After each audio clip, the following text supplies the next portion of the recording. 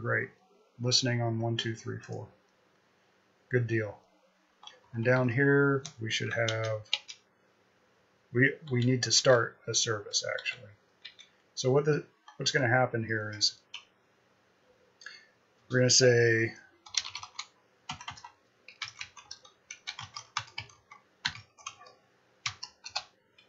set up the payload, and we're going to direct the payload to the Windows box, right? But then we're not actually going to listen for it on the Windows box because the SSH tunnel is going to redirect it to our local host. So we have to do some kind of hinky stuff here. So we want Windows interpreter reverse TCP.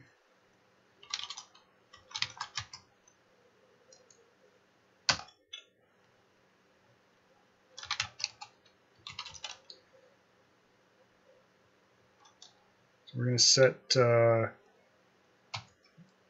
L host to our metasploitable box. Right? And then we're going to set our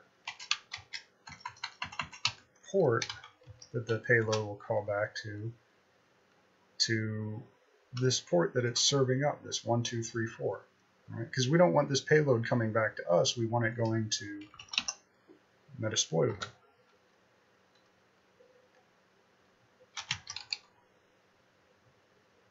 So that's great. Good to go. But if we just let the handler run like this, it'll automatically run just like it always does. It's not going to catch anything because obviously we're not 50.25. So what we need to do is we need to disable the handler and set up a separate handler. And we're doing this because when we're setting this payload up to go through here, we're saying, all right, payload, I want you to just contact this port, right? And then we'll take it from there. But Metasploit automatically has this handler that'll spawn, and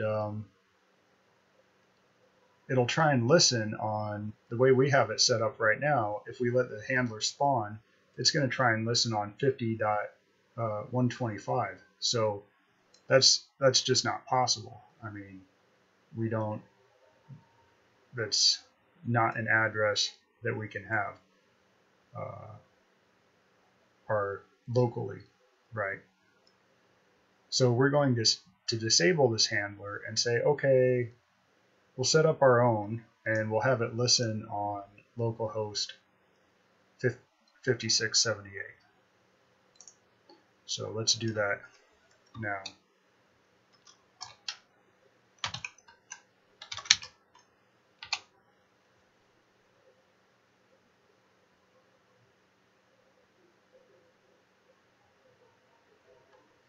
All right, so we're going to use multi-handler.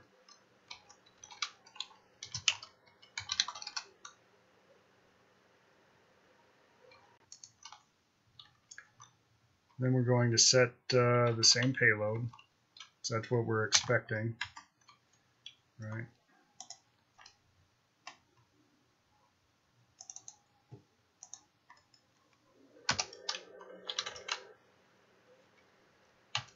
Set L host. So our local host is actually going to be our local host, right?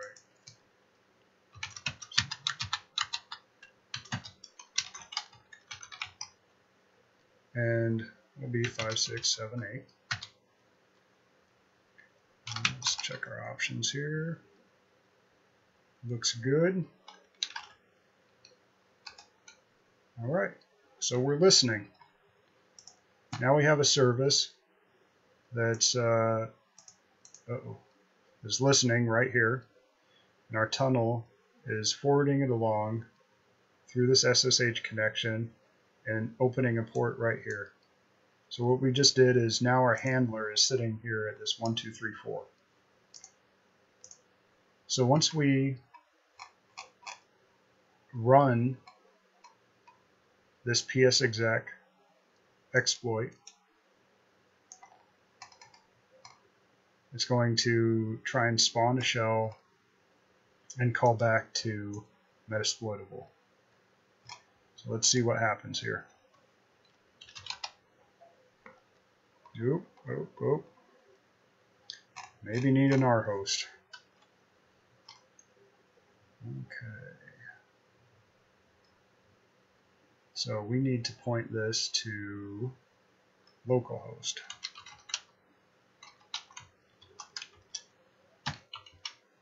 Oh.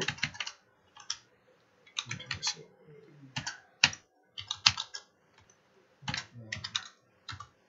alright.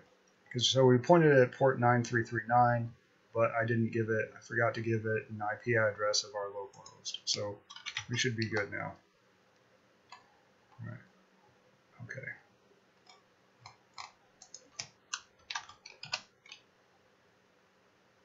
Alright. So what we saw here is it looks like the exploit went off without a hitch. Upload payload, created it, and let's see if we got a shell. And we do. We have a shell. So it caught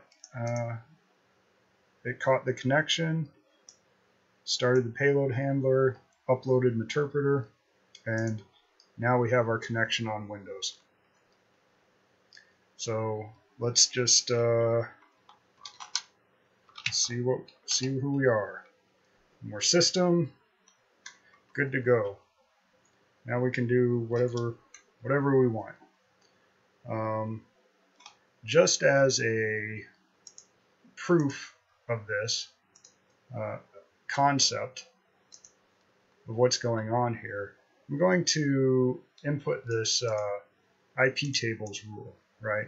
So this is actually going to take care of this simulated network segmentation. And I'm going to put it on Kali. So what's going to happen is if Windows XP tries to talk back to Kali, it's not going to happen, right? So they can send all the packets at once, but my interface is just going to drop them all. And again, I can send packets this way because there's no real firewall, but I just won't be able to see them after I put in this IP tables rule. But if we did everything correctly, this IP tables rule on my Kali box isn't going to affect anything over here, right? So if I had a connection with Meterpreter going from my Kali straight to Windows XP, it would break instantly. But if all my connections are, as in this diagram, going through metasploitable, then I'll still have my shell. So let's do that.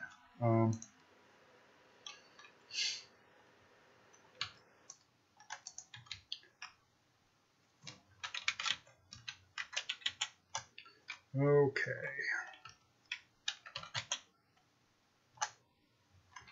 All right. So we're going to ping it just to show that we have a connection to XP, right? So this connection is open right now. I haven't put in the IP tables rule.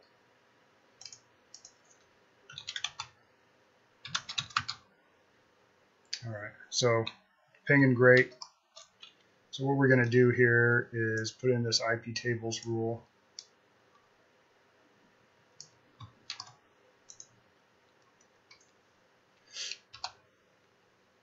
And we'll ping again. Right, so I have no response. And what's happening, you can see up here, is that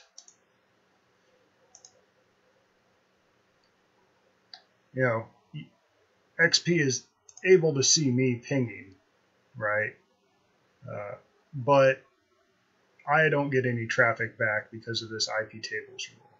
So I would, if I didn't have this setup done correctly, all of my traffic back from any payload I put on here would be cut because I couldn't see it. It would just be dropped instantly. So I'll stop pinging it. So let's see if we can check out what traffic is on here. So I'll just let that run for a minute. But I want to see our net stat over here and see if we can find any connections to our attack platform.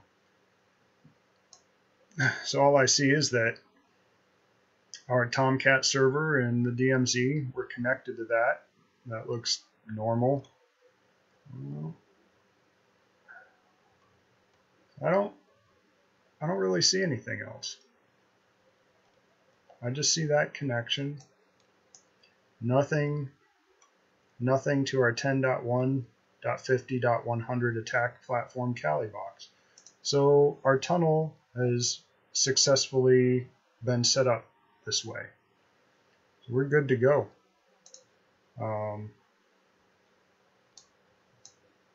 No problems there. So this is all we're seeing. This is the traffic that's floating around there. Just chatter between the .25, which is our Tomcat server, and 201, which is this Windows box. So that is good to go. So I do want to go over one last thing in case anybody wants to take a whack at this themselves. So all of the configurations we did to metasploitable are in this video. The thing that I didn't cover is with this SMB PS exec exploit, I had to make a tweak to the XP box because it's not on a domain. So there's a setting in here.